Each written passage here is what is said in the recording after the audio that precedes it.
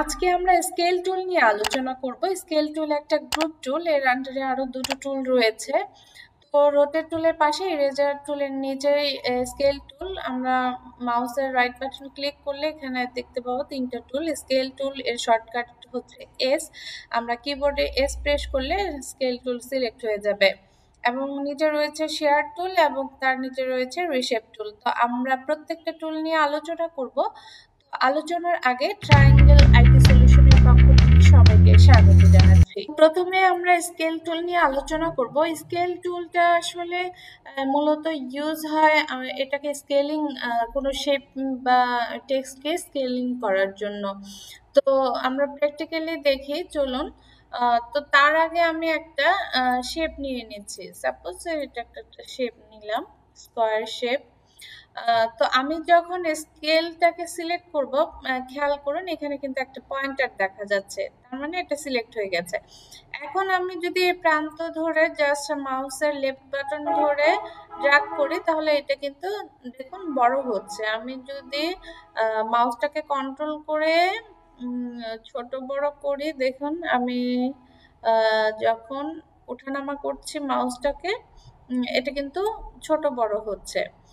একটা জিনিস খেয়াল করুন, আমি আবার এই প্রান্তে ক্লিক করে আমি যখন এটাকে আমি ডান পাশে সরাচ্ছি মাউসটাকে, তখন কিন্তু এটা এভাবে বড় হচ্ছে।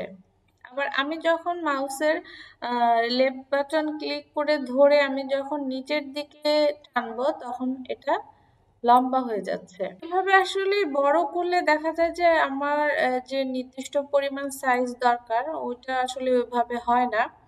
তারপরে অনেক সময় দরকার হয় যে এরকম ছোট বড় করার জন্য, তো সেক্ষেত্রে আসলে এই স্কেল টুলটা ইউজ হয়। আর এটা আরেকটা কাজ আছে, আমি দেখাচ্ছি। আমি এই শেপটাকে কপি করছি। কপি করব কিভাবে?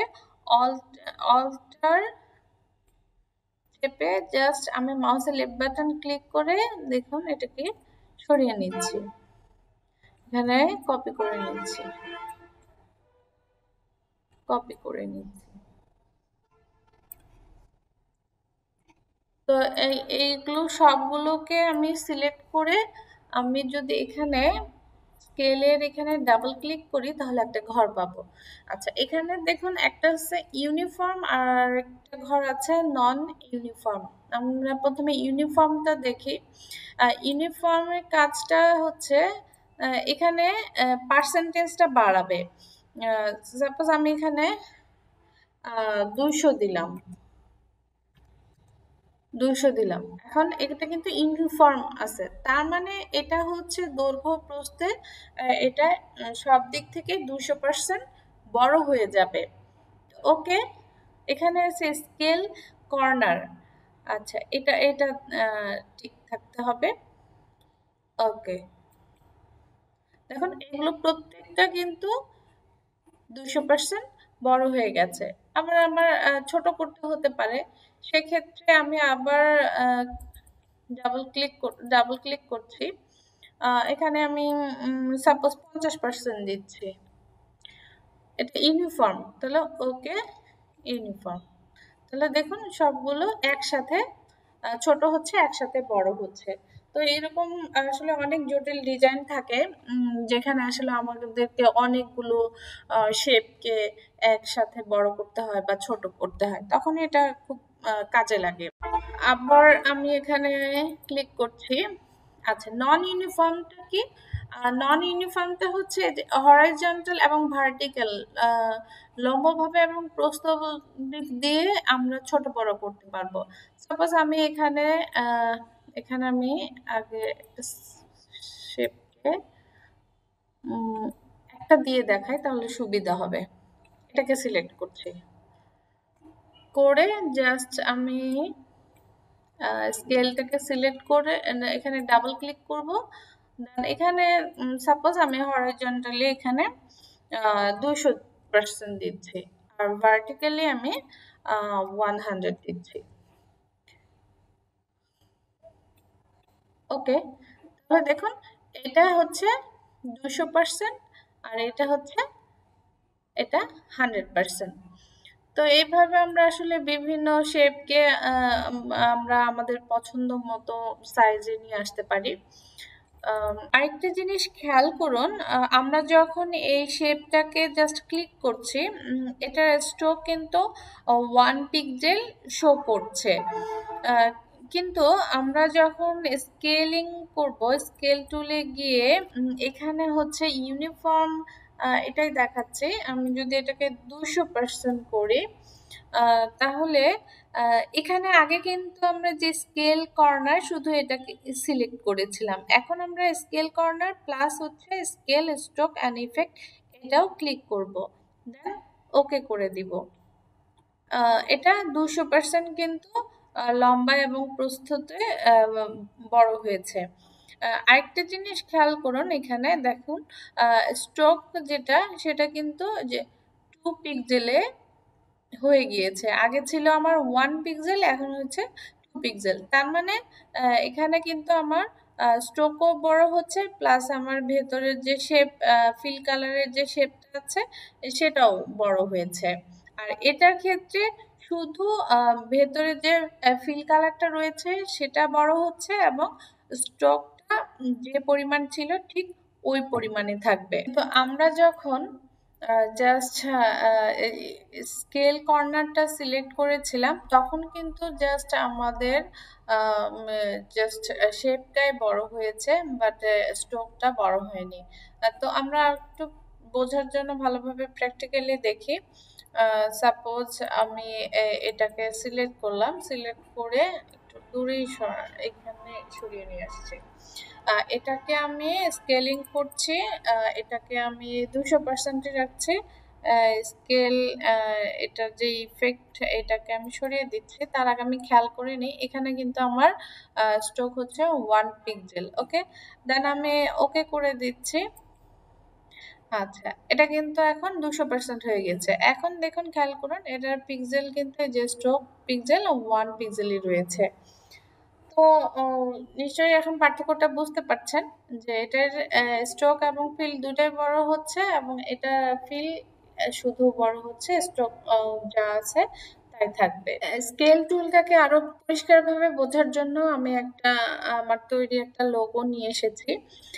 দেখুন, আমি যখন এটাকে সিলেক্ট করব, জাস্ট এটাকে সিলেক্ট করে আমি স্কেল টুলটাকে সিলেক্ট করব। এখন খেয়াল করুন, আমি যদি এই প্রান্তকে সিলেক্ট করে জাস্ট মাউসের লেফট বাটন ক্লিক করে ওঠানামা করি, তাহলে আমার লোগোটা ছোট বড় হচ্ছে, ঠিক বড় হয়ে গেছে। এখন আমি যদি এই প্রান্তটাকে লেফট বাটন ক্লিক করে ডান পাশে সরাই, এটা কিন্তু লম্বা হয়ে যাবে। আবার আমি যখন এটাকে টেনে আমি নিচের দিকে টানবো, সেটা কিন্তু আবার এরকম দেখা যাবে। আবার আমি যদি এটাকে আমি ডান পাশ থেকে বাম পাশে নিয়ে যাই, তাহলে আমার লোগোটা পুরো উল্টে যাবে। খেয়াল করেছেন? পুরাই লোগোটা উল্টে গিয়েছে। তো এরকম বিভিন্ন কাজে আমাদের এই টুলটা ইউজ হয়। তো আমি আগের অবস্থানে চলে যাচ্ছি। কন্ট্রোল প্লাস জেড টিপে, কন্ট্রোল প্লাস জেড, আমি যতবার কন্ট্রোল জেড চাপবো ততবার সে পেছনে ফিরে যাবে। তো আমি এই লোগোটাকে জাস্ট চাচ্ছি স্কেলিং করে বড়, কয়েক গুণ বড় করার জন্য। আচ্ছা, এটা 200% আছে। সাপোজ আমি চাচ্ছি এটা আরো ছোট করব, বড় না ছোট করব। তো এটা আমি চাচ্ছি এটা 50% করব। ইউনিফর্ম মানে দৈর্ঘ্য প্রস্থে এটা একই রকম হবে। তো ওকে, ওকে, তো এটা কি দৈর্ঘ্য প্রস্থে একই রকম হয়েছে। এরপরেই রয়েছে শেয়ার টুল। শেয়ার টুলটাকে বোঝার জন্য প্রথমে আমি একটা রেক্টেঙ্গেল টুল নিয়ে একটা শেপ নিয়ে নিচ্ছি। এখন আচ্ছা, এটা ফিল কালার অফ রয়েছে, আমরা ফিল কালার দিয়ে নিচ্ছি। এখন আমি এখানে শেয়ার টুলটাকে সিলেক্ট করলে খেয়াল করুন, আমি যদি মাউসের লেফট বাটন ক্লিক করি, ক্লিক করে জাস্ট এই প্রান্তটাকে টেনে ধরে এইভাবে আপস অ্যান্ড ডাউন করি তাহলে কিন্তু শেপগুলো শেপটা চার সাইড দিক দিয়ে চেঞ্জ হচ্ছে। দেখুন এরকম হচ্ছে। আবার এদিক থেকে যদি টানি এভাবে হচ্ছে। তো এটা কিন্তু আমরা আসলে ডিরেক্ট সিলেকশন টুল দিয়েও করতে পারি। দেখুন আমরা শিখেছিলাম ডিরেক্ট সিলেকশন টুলে জাস্ট এখানে ডাবল ক্লিক করে আমরা জাস্ট এখানে ড্র্যাগ করে অথবা কিবোর্ডের অ্যারো আমরা রাইট অ্যারো প্রেস করলে এটা কিন্তু এরকম হবে। আবার আমরা যদি এ পাশে জাস্ট এখানে মাউসের লেফট বাটনে ডাবল ক্লিক করলে এটা সিলেক্ট হবে। দেন আমরা যদি রাইট বাটন ক্লিক করি, রাইট অ্যারোটাকে প্রেস করতে থাকি তাহলে এরকম শেপ হবে। আবার আমরা এটা দিয়েও দেখতে পারি। লোগোটাকে জাস্ট আমি শেয়ার টুল সিলেক্ট করলে জাস্ট আমি এখানে যদি ধরে জাস্ট এরকম করে দেখুন লোগোটার শেপ কিন্তু চেঞ্জ হয়ে যাচ্ছে। আমি যদি এখানে ধরে এরকম করি তাহলেও কিন্তু চেঞ্জ হয়ে যাচ্ছে। ওকে, এরপরে রয়েছে রিশেপ টুল। আমরা রিশেপ টুল নিয়ে আলোচনা করব, তার আগে এটা ডিলিট করে দিচ্ছি। আচ্ছা, রিশেপ টুলের আলোচনা যাওয়ার আগে আমরা একটা পেন টুল নিয়ে একটা শেপ নিচ্ছি। আচ্ছা, এইটা কিন্তু ফিল কালার আছে, আমরা ফিল কালারটা বন্ধ করে দিব। আর এখানে আমরা স্ট্রোক নিলাম। আচ্ছা, এখন আমরা রিশেপ টুলটাকে সিলেক্ট করে জাস্ট এখানে একটা পয়েন্ট নিব। প্রথমে জাস্ট মাউসের লেফট বাটন ক্লিক করে এখানে ক্লিক করলে একটা পয়েন্টার অ্যাড হবে। এখন এটাকে ধরে জাস্ট আমরা যদি দেখুন এটা কিন্তু শেপ চেঞ্জ হয়ে যাচ্ছে। আবার এখানে যদি আমরা একটা পয়েন্ট নেই, দেন এটাকে যদি আমরা ড্র্যাগ করি এটা কিন্তু এরকম হচ্ছে। আবার এখানে জাস্ট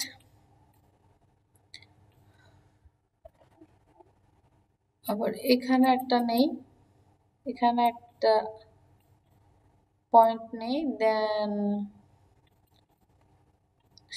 মেনলি যে শেপ আমাদের ইচ্ছে মতো আমরা কার্ভ কেমন করব সেটার জন্য ইউজ হয়।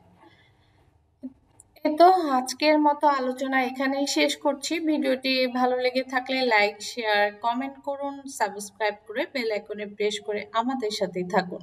ধন্যবাদ সবাইকে।